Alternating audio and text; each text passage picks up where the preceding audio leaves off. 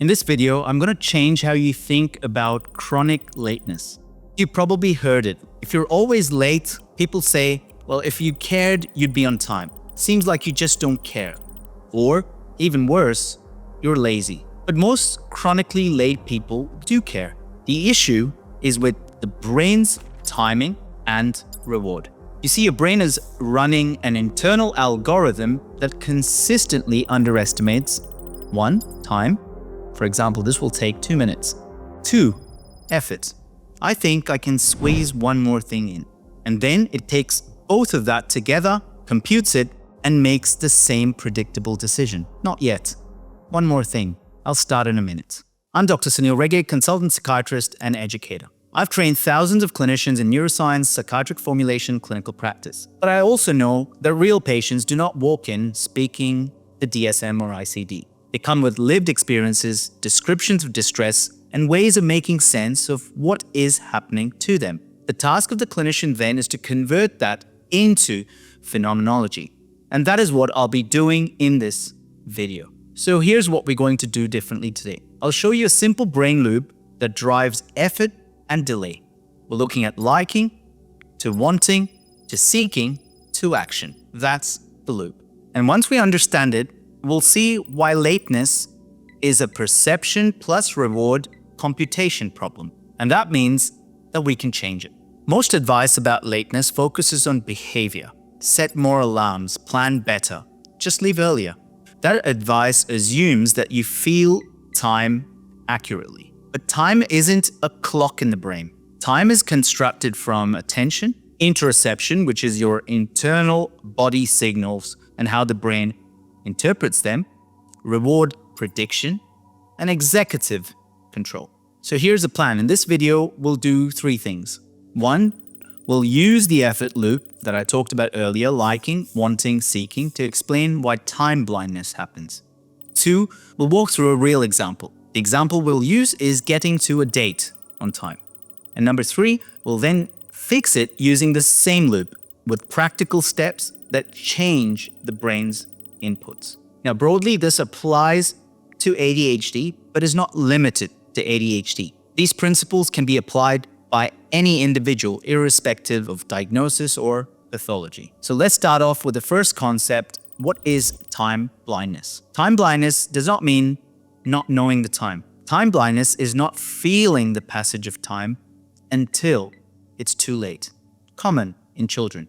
Some people experience time as a smooth, continuous track, rising urgency, and a gentle internal pressure that says, okay, move now. Whilst others experience time as blocks or jumps or a complete absence of the passage until a sudden spike or a panic. So here's a key thing to understand. If we don't feel time internally, we can't initiate action early. That's the interoceptive understanding. And this is because if we don't feel time internally, then the brain cannot escalate behavior without a signal. And that signal is an interoceptive signal. So what is interoception? Interoception is your brain's ability to sense your internal state, which could be arousal, tension, hunger, fatigue, thirst, readiness, urgency. So lateness can be conceptualized as a signal problem. If your body doesn't generate a rising internal pull to transition to that movement, then the brain stays in the current state. So instead of saying, I should leave now, the experience is, I still feel fine. There's no real urgency. There's no behavioral urgency. And then the brain does what brains have evolved to do. Choose the lowest cost action in the moment. Because the aim of the brain is to conserve energy as much as possible. So this takes us to the next concept of the effort loop. Liking, to wanting, to seeking. So when I say the word effort, it's best understood as a loop the brain runs to decide whether something is worth doing. So it goes like this. It starts with liking. Liking's the easy part. It's the hedonic piece, the pleasure, the enjoyment. This feels good signal. Wanting is different. Wanting is the pull, the motivational magnet that says, I need to move towards that. I should move towards that. That's the wanting part. Then comes seeking, the drive state. This is where the brain actually mobilizes energy, attention, and persistence. Only after seeking do we get action, the actual behavior in the real world. So if we think of wanting and seeking, you can see just wanting something does not mean we automatically move towards seeking it. So here's the nuance. These parts don't always go together. We can have liking without seeking. We can enjoy something, we might even want it in principle, but we might not seek it out. We might not move to get it. So how does the brain decide whether it moves from liking to wanting to seeking? It does this through a constant set of brain calculations that it's carrying out, almost like a background software running all day. It anticipates what might happen next. It associates value based on past learning.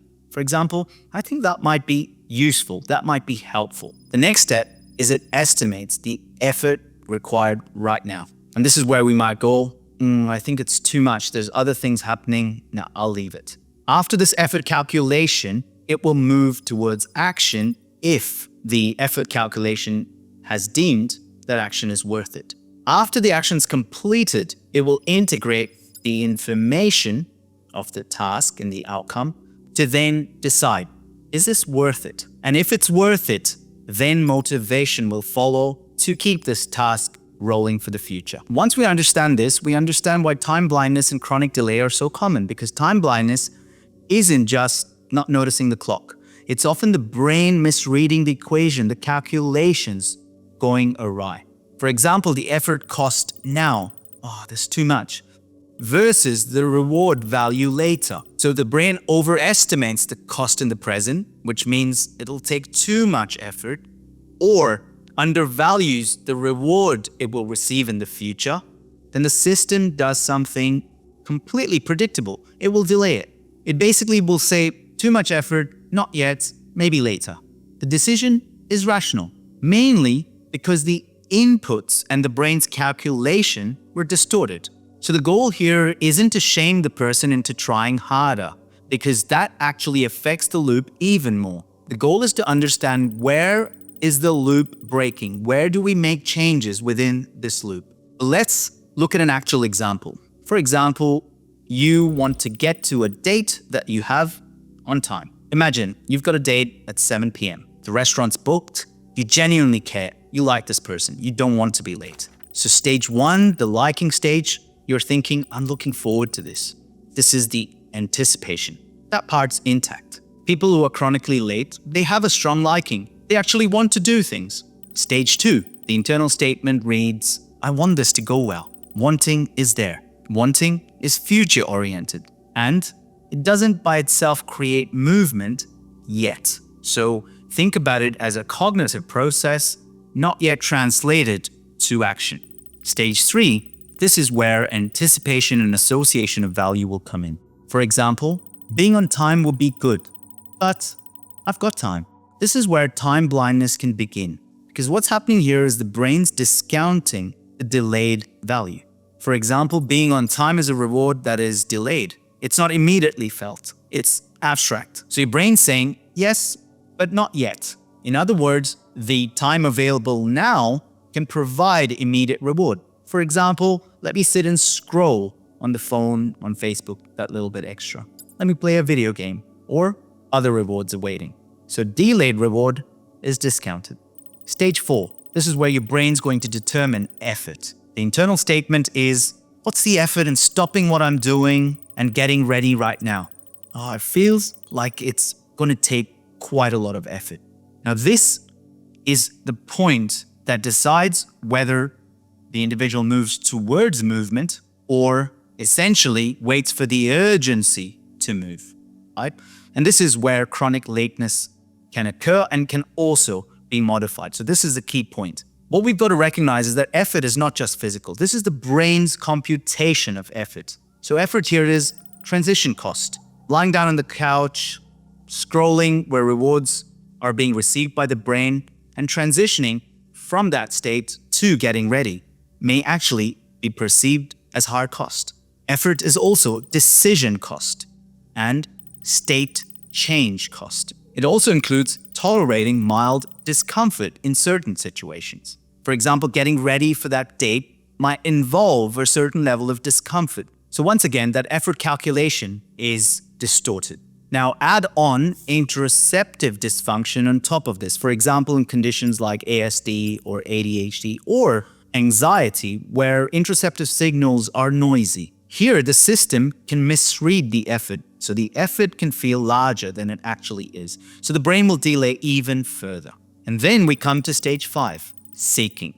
Here, movements move towards lower effort stimuli or rewards. For example, I'll just finish this first. I'll just do one more thing. So instead of seeking the goal, being on time for that date, which is delayed, we seek low-cost completions. One more email, or one more scroll, one more adjustment, because the brain is defaulting to the cheapest rewarding action available. And this is why it doesn't matter that we care and we want to be there on time, but the brain's operating on a different computational calculation mode. And finally, stage 6, the actual action. You see, in the previous stages, if the cost of effort is disproportionately large, then the individual has to wait until urgency is finally felt to mobilize. But here it's felt through stress, adrenaline, noradrenaline, panic. So you rush, you forget things, and then you feel potentially guilty or ashamed.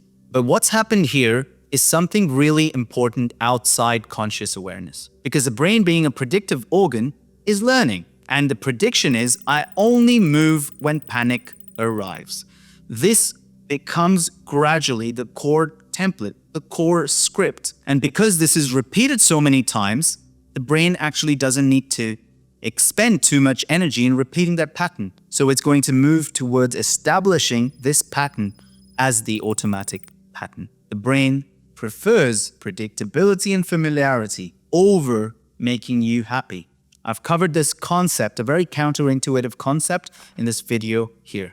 So what's happening here? The system becomes dependent on panic as the motivator. The brain script is, when urgency is felt, I move. I might say something different. I might want something different, but the automatic prediction is something else. That's how chronic lateness becomes stable. So, how do we fix this? You see, the solution is not about willpower. We fix lateness by changing the loop earlier. So here's what we are going to do to change that loop. We alter effort perception. We front load reward. We begin to strengthen interoceptive cues. I've covered interoception in this video here, particularly linked to ASD and ADHD. Another strategy is to externalize time, so we don't rely on feeling it. Okay, so let's look at the practical steps. So we're going to intervene at 4 points: time visibility, 2 interoceptive domains or anchors, 3rd, effort reduction, and 4th, reward timing. Okay, so intervention 1, let's externalize time. So we want time to become visible and dynamic. For example, keep an analog clock in the room, a countdown timer you can see. So a leave by timer that shows decreasing time, because brains respond to changing states, not abstract numbers. So what we want here, the internal statement, the prediction that we want to shape, or think about it as installing the specific script on the computer, is that time is moving and I can see it. Intervention 2. Here we're going to think about enhancing interoceptive aspects. So we know in chronic lateness that urgency isn't being generated from within until it's very late. But what we can do is we can use state markers, behaviors, to enhance or create that interoceptive urgency. For example, shoes on equals leaving mode. Putting a bag on the shoulder is action has initiated. Standing by the door, transition activated. So you can see you can use multiple state markers and you can choose. The key principle is we're not waiting for feeling. We are introducing movement to create urgency. As we repeat this, and the key aspect is we need predictability and repetition, because that's how the brain's internal statement changes. It will move towards when my body enters the leaving state, my brain follows. Number 3, reduce the transition cost. This is where the brain is thinking about cost as disproportionately high. So what we want to do here is we want to remove certain micro decisions. So think about, in that example of going on a date, choose clothes earlier. keys, wallet, phone in one place. And most of these things, we're not looking for perfection, but we're looking to create predictability and repetition. Say maybe start off 3 days a week, 2 days a week even. And as we build up, this becomes a lot more predictable, a lot more familiar and automatized. Bag being packed before the final hour. Think about some default routines. You can apply this to work, your daily life, meeting friends, etc. The internal statement of the brain that we want to achieve is that leaving is easy because I already decided. We want to make that a repetitive pattern. Intervention 4, front-loading the reward. This is one of the most effective shifts. So we're not thinking about being on time as the reward because that's delayed, right? What we want to do is we want to reward the transition. So think about the transitions that will occur. You're going to work, you're getting to the bus stop, you're going on a date or meeting a friend. So we're thinking about rewarding the transition. The outcome will follow. For example, listen to your favorite music only when you start leaving on time. Taking coffee with you only if you leave at the planned time. Now, of course, this will require a certain amount of response inhibition. Again, we're not looking for perfection. We can sometimes go to the previous state, but the aim is to gradually build in this new state. Another example is a small, enjoyable ritual attached to the first movement. For example, in my personal life, I have a ritual of getting to the coffee shop to have my coffee in the morning as a ritual before work. So getting to work on time becomes a consequence because the reward that I receive is earlier as part of going for coffee, for example. So the internal statement changes. Starting early feels good. Intervention 5, use artificial deadlines. And this again does not need to be perfect. For example, leave the house by 6:20, be in the car by 6:25, and you can set it up according to what you think is appropriate. Walk out the door when the timer hits 15 minutes. What we're doing here is creating a reward-relevant boundary your brain can respect. And when we think about reward here, we're not talking about pleasure. We're talking about the brain as a predictive organ, a prediction outcome. If we have a prediction and we match the outcome, that is a reward for the brain because it reduces prediction error. So the internal statement that changes here is my deadline isn't the event, it's the departure. So now that we've covered those 5 interventions, let's think about when do we need to think clinically. So if lateness is persistent and impairing, of course, as a clinician, we must consider other contributors. From a psychiatric perspective, ADHD, sleep disorders, mood disorders, anxiety and avoidance, substance use, executive dysfunction, burnout, stresses at work, unpleasant atmosphere at work, etc. Medication can help with the signal to noise, especially in ADHD, but it can't teach time perception or interoceptive awareness or reward timing or these transition routines. Those are learned and practiced. And that's why, yes, we use medication, but the aim of medication or psychopharmacology as a whole is to facilitate the process of neuroadaptation, the learning that we just described. So ensure that we help them, we provide strategies at those different points so that we can change the brain's predictive state, the internal computation, and help them achieve essentially being on time. So if you remember only one thing from this video, it's this. Chronic lateness isn't about motivation. It's a timing and effort computation problem. You can like someone and want to meet them. You can want to do well. You can want to be on time at work, but still fail to seek the action at the right time because the brain, 1, doesn't feel time, or misreads or miscalculates effort, or only moves when panic generates urgency and depends on urgency to move. So the goal isn't to just try harder. The goal is to redesign the loop, make time visible, make urgency embodied, use movements as state markers for urgency, make leaving low friction, low effort, low cost, and make the transition rewarding, not the final outcome necessarily. And that's how being on time becomes automatic through repetition and understanding. I'm Dr. Sanil Rege, and you're watching the Dr. Rege channel. If you like this video, hit the like button and share it with someone that would benefit from these interventions. If you're interested in practical neurobiology, psychiatric formulation management, linking neuroscience to clinical practice, then that's exactly what we do inside the Academy by PsychScene. And as a clinician, this could be extremely beneficial to your real-life clinical practice. I look forward to seeing you in the next video. Until then, stay curious. Bye-bye.